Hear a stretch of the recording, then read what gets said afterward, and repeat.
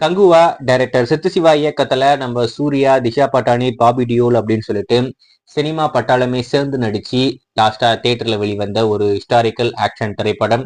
ஒரு மிகப்பெரிய எக்ஸ்பெக்டேஷன், நம்ம சூர்யா கெரியர்லயே ஒரு மிகப்பெரிய எதிர்பார்ப்புல வெளிவந்த ஒரு திரைப்படம். மிகப்பெரிய பொருட்செலவுல இந்த படத்தை பண்ணியிருக்காங்க. இருந்தாலும் படத்துக்கு பெரிய வரவேற்பு கிடைக்கல. படம் மிகப்பெரிய ஃபிளாப்பான ஒரு திரைப்படமா மாறிடுச்சு.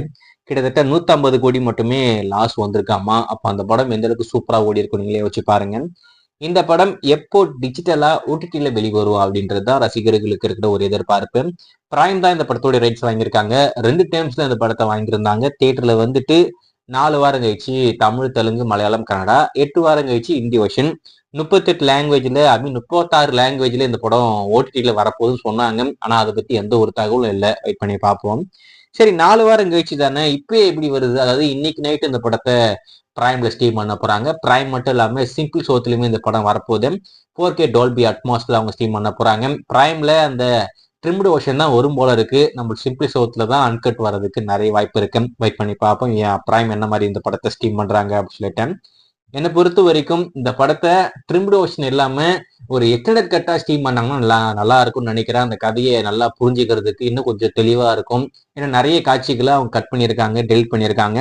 அதெல்லாம் சேர்த்து இந்த படத்தை கொண்டு வந்தாங்கன்னா இன்னும் கொஞ்சம் நல்லா இருக்கும். ஏன்னா ஓடிடியில் தானே பார்க்க போறாங்க.